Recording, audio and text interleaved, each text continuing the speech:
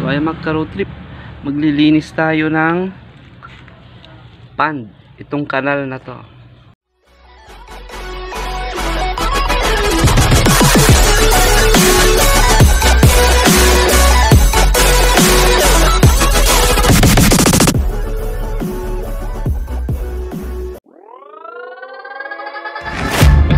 Guess it's been a while since I fell in love, but after last time, don't wanna mess things up. You're so beautiful, and I can't deny, my heart is always with you, my head's always stuck in time. Love, let me go, cause I've been holding on for far too long. I've been fighting and keeping strong, now you just gotta let me go. Time, wash away every feeling that can cause me pain. All these memories I can't escape, can you let them all wash away? Let it all wash away, cause I don't wanna feel the pain. Love, just let me go, cause I don't wanna feel the pain of holding on and keeping strong. So now I'm moving on, I don't wanna feel the same. So love, just let me go.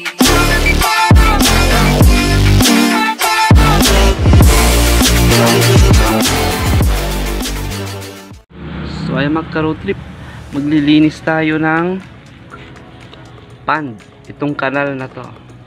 So ayan o, lilinisin natin yan. So ang daming isda, ang daming swordtail. So ayan o, yan, lilinisin natin yan. Doon sa gilid na yun. So ayan, nagre-ready na ako ng panglinis ko. So, hanggang paikot yan hanggang doon sa gilid. So ayan, subukan natin linisan. So sayang nga, marami mga isda pa maliliit. So ayan, hanggang doon. Ayan, linisan natin. So ayan, paikot ito eh, paikot. So ayan, tara, subukan natin linisan. So ayan, nalis ko na yung ibang damo niya. So ito na siya, ang dami ko nakuha. See, ang dami. Puno, punong-puno. So ibabalik natin yan mamaya pag malinis na ulit. So 2 taon na rin itong hindi nalilinisan eh. So bukan natin linisan. Tara. So ayan, gamit tong screen na to, so ang gagamitin natin pantaboy sa isda. So ayan, tataboy natin siya. Oh, see, madali lang, tataboy natin papunta dun. Taboy lang natin. So ayan, ayan, hanggang dun sa area na yun, dun natin sa gitna no, yung haharangin natin dun sa area na yun. So ayan, teka lang. Dagsun.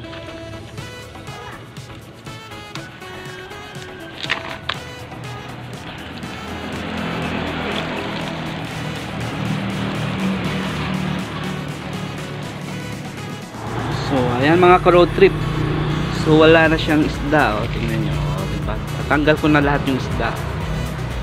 So ayan, so ang purpose niyan, para kaya ko nilagyan ng supot yan, para hindi siya dumiretso yung isda dito. So hanggang dito lang muna ang lilinisin natin dito sa part na to, pag ganyan, pag ganyan. So yan, lininisan natin yan. Tapos dito naman, pagkatapos nyan, ito naman ang isusunod natin. Lagay natin yung mga isda dito para hindi siya na may stress. Hindi ko kinukuha yung mga isda dyan. Itataboy ulit natin siya mamaya pag naglinis tayo dito sa area na to. Ayan o. So ayan, medyo madumi pa siya. So ayan. So itong plastic na to, ang laman nito buhangin, para hindi lang dumakadaan yung tubig. Nilagyan ko ng harang para malinis. So ayan yung mga isda na nakuha natin na kuha. Yan. Yan ang mga isdang natitira eh. So ayan, wala na siya dito. So mag-aantay tayo ng mga 5 minutes. Pag may gumagalaw-galaw pa mga isda dyan, tatanggalin natin. So ayan, tatanggalin natin yung mga natitirang isda gamit ito pang huli natin. So ayan, mamaya 5 minutes saka natin tanggalin ang natitirang yan. So ayan, teka lang. So ayan, nakuha na natin yung mga natitirang isda. So ito na siya, oh. So ayan, so meron akong nakitang apat na kakaibang isda. So papakita ko sa inyo, kakaibang isda ito. Teka lang, step natin, i-drain natin dun banda. So dun sa banda ron, may drainer dun eh. Lalabas natin lahat ng tubig na yan. Pag ganyan, dun may drainer dyan. So tatanggalin natin yung harang dito. So may ano ito eh, may harang dito. So ayan, oh, para yung tubig na naan dito papunta dun. So ayan, oh. So dyan lalabas yung mga na-drain natin tubig. So antayin natin maubos yung tubig, saka natin lilinisan tong fish pond na to. Ganyan lang. So hanggang dun lang yan. Hanggang sa plastic na yung tubig. Dun sa kabila, yun naman ay susunod ko. So ayan, oh. Lumalabas na yung mga tubig. Antayin natin hanggang sa maubos yung tubig na yan. So ayan, teka lang. Dito sa area na to, tingnan nyo, mayroon pa akong bonsai na juniper. So ito, dito lang yan sa area na to nilagay. Dalawa yan, meron pa isa rito. Ay, hindi lang pala dalawa, meron pa yan, marami yan. So ito yung isa, hindi lang dito. Dito sa area to, dalawa lang. Ito yung isang bonsai pa, juniper din siya. So may na yung mga ugat niya lumalabas. So, matagal na to, nasa 3 years na yata to, 4 years sa akin. So ayan, teka lang.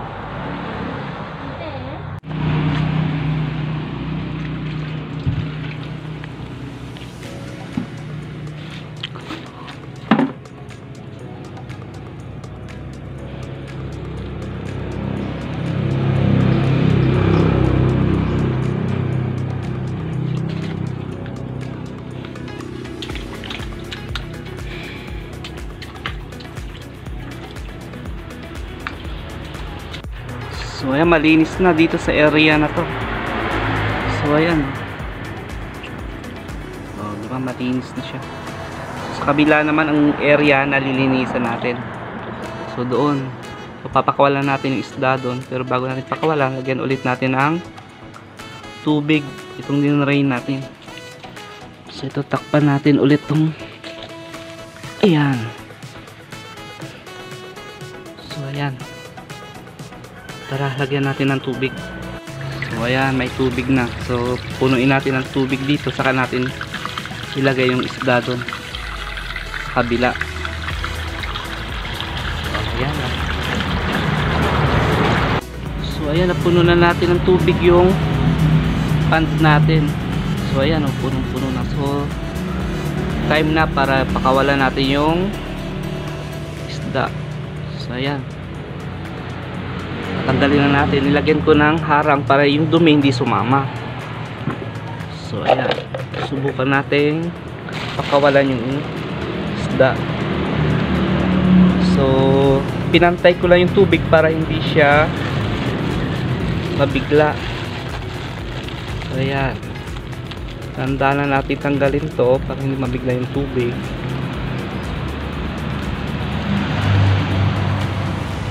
So ayan, ayan, tanggal na. So malinis pa rin yung tubig doon. See? Ayan, ang gagawin natin, tataboy naman natin yung isda papunta doon. Papalagyan natin yung isda doon. Paalisin na natin to para maitaboy natin yung isda. So mas maganda sana kung foam itong strainer natin na to. Ito to, foam sana yan. So ayan, Tataboy na natin yung isda para doon, oh, di ba? Malinis na yan. Dito naman tayo maglilinis sa kabila. Dito sa area na to. Dito, yan, hanggang doon. Yan naman ang lilinisin natin. Hayaan muna natin yung isdang lumipat doon. Iwan natin siya ng ilang minutes. Mga 5 minutes para lumipat yung ibang isda doon. So, ayan. Diyan na yung iba, oh. Nakalipat na sila. Ayan. So dito panibago na naman, panibagong linis na naman sa kabila. Tara. So ayan mga road trip, tapos na paglilinis natin ng breeding tank natin. So ayan, papakawalan na natin yung ibang isda. Yung iba nandito na eh. Yung sa gitna kasi kukunin, aalisin natin yung nasa gitna na yun. Yung naandun sa gitna na. Yung plastic na nilagay natin, aalisin natin para halo na silang lahat. So, tara, silipin natin. So, ayan na sila, oh. Ayan yung isda. So, dito pa yung mga damo na ilalagay natin. So, ito. So, medyo malinis-linis na rin siya. Hindi na rin toxic yung titirang mga dumi dyan. So, ayan. So, ngayon, aalisin na natin yung plastic na yan. Para yung isda na yon kabilaan mag-ahalo na sila. So alisin na natin to. So dapat kasi bago naka 10 minutes na itong nandito yung tubig, so kailangan hindi natin pwedeng biglain na maghalo yung tubig na yan, dalawang yan, para hindi sila manibago. So magantay tayo ng 10 minutes bago natin ipaghalo yung tubig. So ngayon alisin na natin to para magsama na yung mga paras na magkabila na tubig. So ayan, para yung isda halo na rin sila, kakasama na rin sila dyan. So ayan na. So ayan lang, ganyan ang proseso ng paglilinis ng breeding tank. So ngayon papakita ko na sa inyo yung huli kong dalawang isdang kakaiba. So nakabreed tayo ng kakaibang isda. Actually meron na tayong na-breed na kakaiba nung nakaraan. So tara, pakita ko sa inyo.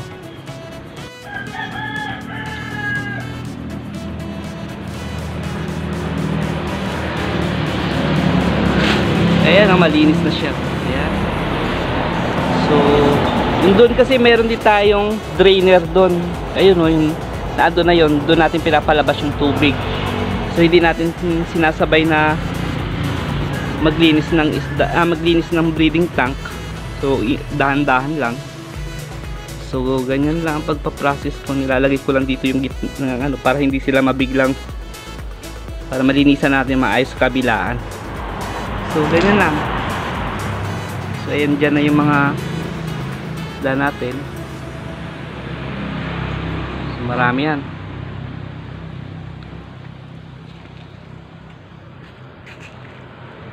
Ikot-ikot lang dito sa kanal yung mga yan. So ayan, oh. Yan. Malalaki mga yan. Yan ang mga breeder ko.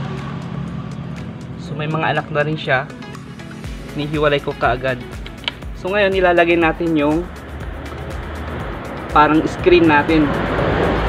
Since breeding tank ito, lalagyan natin ng harang para hindi sila makain. Yung mga anak nila hindi nila makain. So teka. So ito lalagay natin dito. So ang purpose niyan para hindi lang makain yung mga anak. Ilalagay natin siya dito. Yan. Ito lang sa may corner. Para hindi makain yung mga anak na yung mga fry natin. So ganyan lang, lagay natin ito. So may butas yan, kabilaan. Butas siya. So yan. Yan, nalagay natin ganyan. So yan, para hindi makain yung mga fry. So ang second na gagawin natin, ilalagay natin tong damo. Ito, mga damo para sa isda. So ilalagay natin dyan. Yan. Diyan nagtatago yung mga fry. So lahat na to ilagay na natin dito sa kanal. So ang dami nito. So ayan. So ganun din sa kabila, meron pa tayong isang screen. Teka lang. So ayan, dito na naman tayo sa kabila. Meron tayong isang screen pa ito. Itong screen na to. Oh, di ba? Butas kabila diyan, butas. May butas siya. So taboy lang natin sila. Lagyan na naman natin dito. So may corner. Yan. Diyan nanganganak o diyan pumupunta yung mga fry natin. Lagyan ulit natin ng damo. So ito, lalagyan din natin siya ng damo. Water grass. Yan. So ganyan lang. Lagyan natin lahat. Diyan pupunta yung mga fry natin. Para hindi sila makain ng mga adult. So yan lang, ganyan lang process ng pagbe-breed ko. O, di ba? Okay na yan. So ayan na sila, oh. So medyo malinis-linis na rin siya.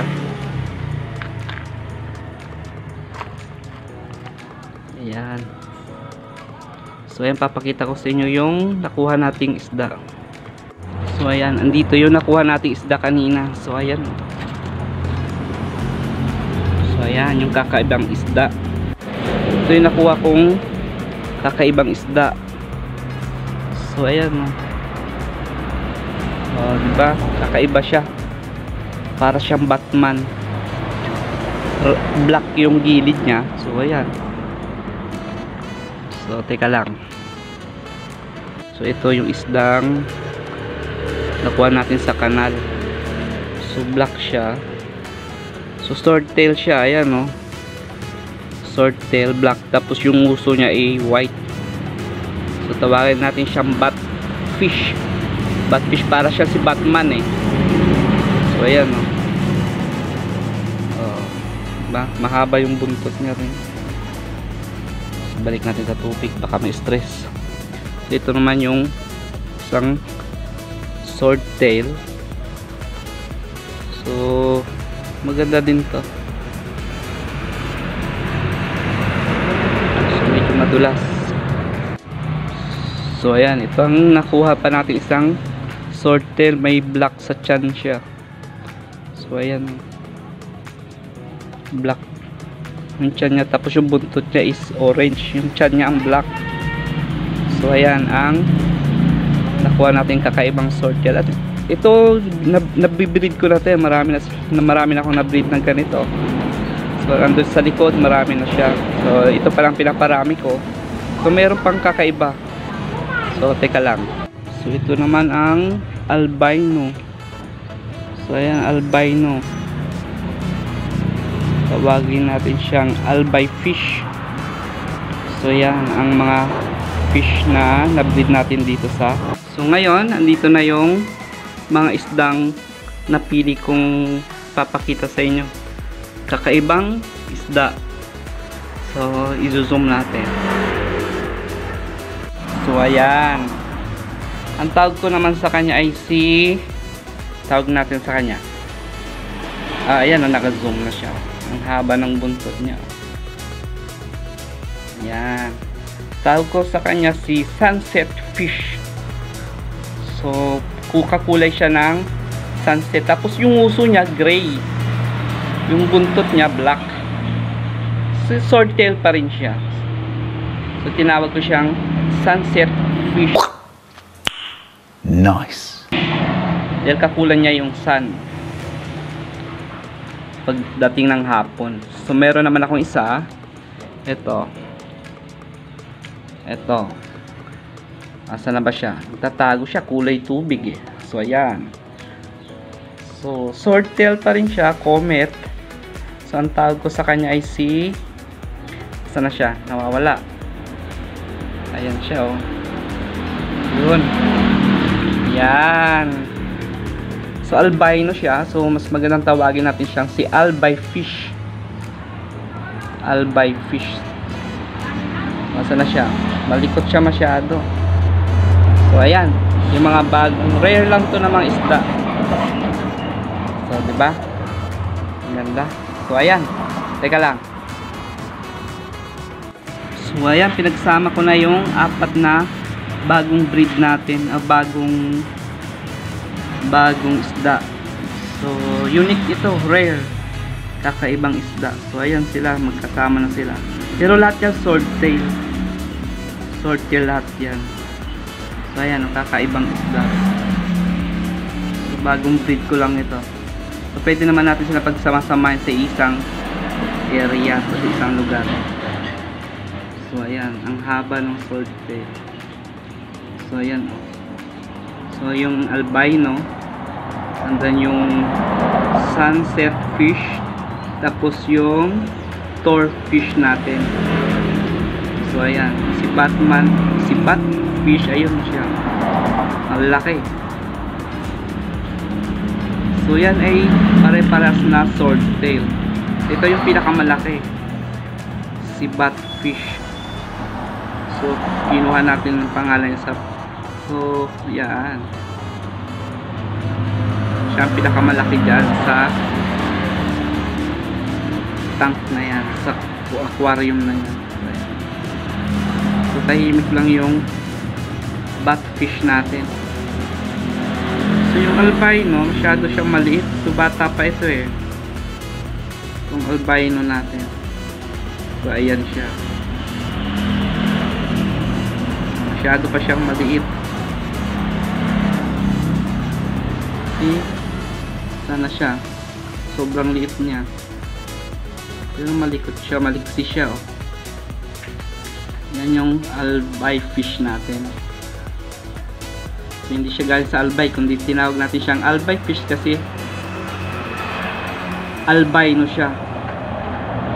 Bagong breed ng swordtail. Siguro sa mga nag-breed ng swordtail, meron din lumalabas na ganito. So sa akin lang, so hindi ko pa, ngayon pa lang ako nag-breed ng ganito. So yan, hindi naman tayo professional na breeder. So nagkaroon lang tayo ng kakaibang isda. So naihalo dun sa tank natin. So ayan, magandang libangan ditong mga to. So ayan lang. So sa mga mahilig mag-alaga ng fish, so mag-breed kayo rin. Makikita nyo kung anong kalabasan ng mga bagong breed. So ayan, teka lang. So ayan, yan yung batfish natin, tsaka si batfish, tsaka si tor. So tingnan mo, oh. Pero mas malaki pa rin si batfish, diba? Ang gandang pagpalahian. Marami na ako na breed na batfish, tsaka sa likod maraming mga fry ng batfish tsaka batfish tsaka torfish natin. So yan ang pinaparami ko ngayon, yung batfish tsaka torfish. Yung si albino, si albay fish, hindi pa gaanong naparami. Ngayon pala maliit pa lang siya eh. So sana mabuhay siya. Si sunset fish naman, hindi pa rin, kasi nga nag-iisa lang yan eh. Maliit siya, super liit. Biglain na maghalo yung tubig na yan, dalawang yan, para hindi sila manibago. So magantay tayo ng 10 minutes. So ayan, tatago lagi. So teka lang. So ayan mga road trip, sana nag-enjoy kayo sa pinakita ko ngayong video. So sana may natutunan kayo. So sa mga may hobby dyan sa pag-aalaga ng isda, try nyo mag-breed.